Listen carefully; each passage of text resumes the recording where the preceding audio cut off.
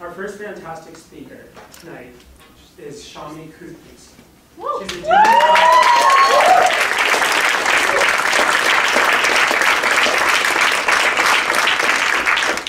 Shammi is a Dubin Fellow, an MPAID candidate here at the Kennedy School, and an MBA candidate at the Stanford Graduate School of Business. Shammi was raised in Bangladesh, an MIT-educated environmental engineer. She is passionate about international development and plans for a career addressing poverty challenges using business, technology, and design. Her talk is titled Design Thinking for Everyone.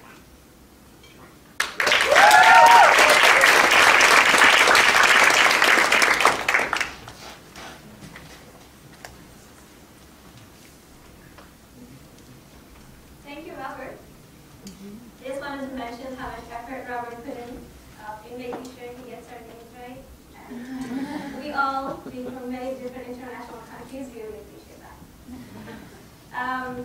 So thank you, everyone. It's quite intimidating to be up here in this big room, but I'll get right on to it. So my talk is called Design Thinking for Everything. And I'm really interested and passionate about talking about design because last year I flipped. Flip is a term that you use when at a certain point in your life, everything to you becomes a design challenge. You start seeing everything through the eyes of design. Everything is design. This room has a design. This room has a user experience. It could be improved. So this for me is how I flipped. I started seeing everything through the eyes of design. I'm going to skip text. I'm going to go to the picture, which I think really embodies for me what is design thinking. So design thinking comes from, can you see it? That's a lot of light. Lower the lights. Yeah. Okay. Yeah? Yeah. So design thinking comes from basically product design, engineering design. For decades, engineering design was just about meeting specifications. The bridge has to hold this much weight, the machine needs this much power, but design thinking became popular when design teams started to incorporate anthropologists and psychologists who began to give feedback of how users interact with these machines and these products that the engineers were coming up with. And I love this because on this side you have a beautifully engineered machine, but on your right you have a human-centered design machine.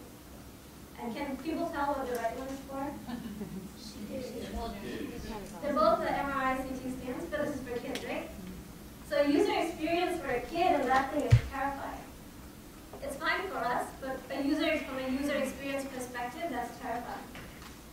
And that's how you apply design, human-centered design or design thinking or just design to make something that's at the intersection of engineering and also user experience. Design thinking at the core of it is a process. It's a problem-solving process involving these 4 steps, and you'll see different terms, but essentially they mean the same thing. And at its core, it requires divergent and convergent thinking. So you need to think divergently or creatively when you're in the first parts. So you need to observe, you need to go out and observe your users, how they live, how they interact with their environment, with their product, their lives, their sorrows. This is where you need to observe. Ask a few questions, step back, and just observe. You still need to be very creative at this point. Because for us, observe means like do market surveys. That's really not that's not design. After you've observed, you go to ideate. Again, you need a tremendous amount of creativity. You need to come up with hundreds of ideas. No idea is too silly, no idea is too small, no idea is too serious. And I struggle with this part. Like, I'm an engineer, I'm an MPID. It's not easy for me to be creative.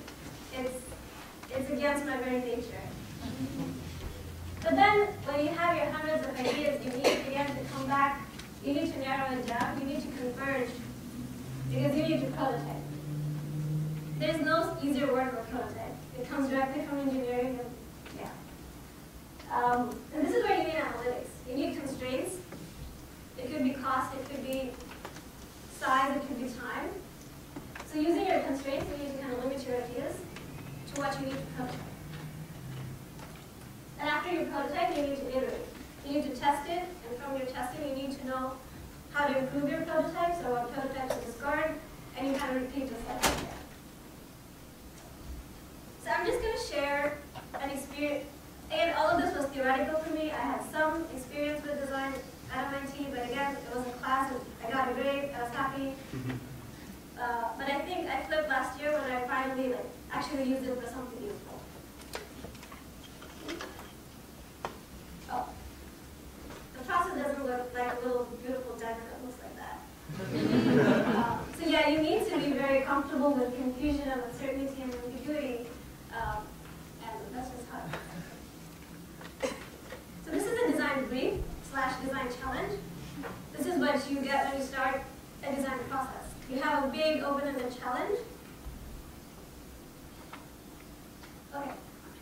So you get a big open-ended challenge, and that's how you start with observation, you start ideating.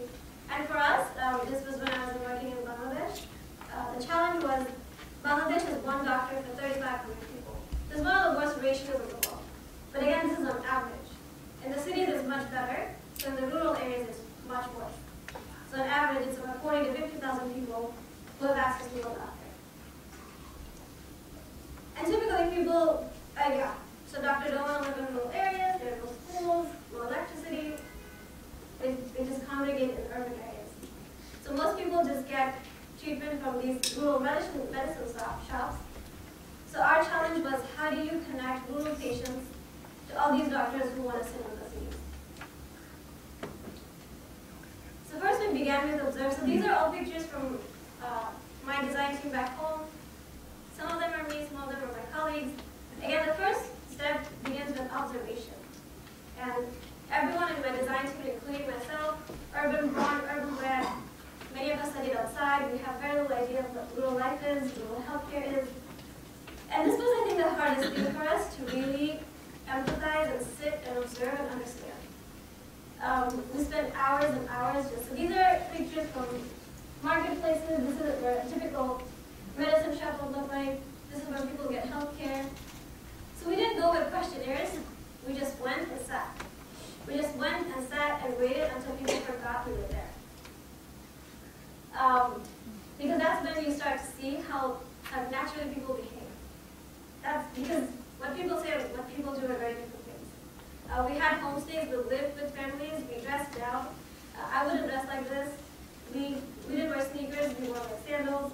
So there's a lot of thought when you go into a field to observe that you need to really blend in and not be obvious to people.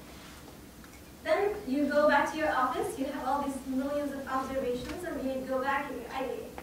And you'll see whenever this design thinking comes out, you see these thousands of postscript things. That's basically you have an idea and you just keep posting it on the wall.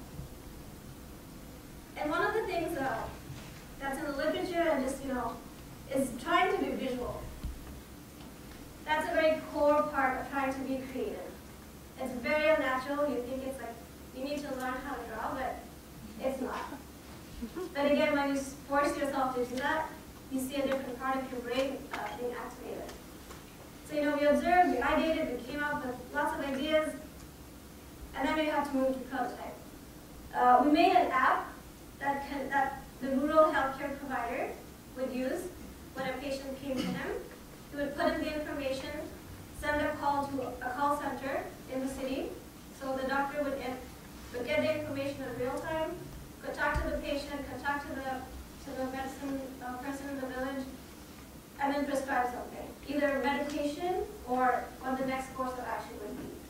So this required a lot of prototyping first, how the app should look. These guys don't know how to read very well. How does the patient feel coming and talking to a doctor in Dhaka? So there was a lot of prototyping that went on, and it's still going on. I'm out of time. I'll finish in 30 seconds. Again, you can see a bit of evolution of the app where a lot of it was textual, and gradually you kind of need to base on the tests and the feedback that you get from your users. Again, when you're testing your prototype, you have to go back to observe. You don't say that, hey, do you like this? Hey, isn't this awesome? You just leave it there and you just sit and watch, and you see what people do with it. Because when you ask them, you come from a city, you're so nicely dressed, they're going to say, oh, this is awesome.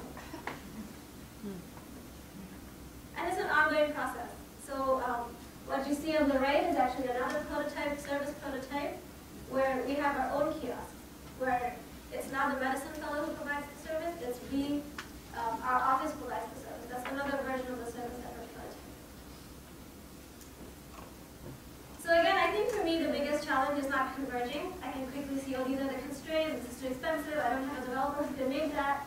For me, the biggest challenge is trying to be creative. And I mean, I'm currently not on the design team at HKS, so how do I keep my creative muscles moving? Sometimes I try to take notes by drawing them. So this is from a lecture that's talking about how host is a whole society where people use host, versus a plow society where you have to farm using plows can affect gender norms. Because even after a woman has a baby, she can still farm, but in a plow society, she can no longer farm. So, you know, trying to be visual again kind of keeps your creative muscles moving. And this is like a simple prototype. This is basically paper. But again, it's better than wood. So that's all I have. So I think like my message to everyone is, you know, start thinking design, start thinking creatively, because everything is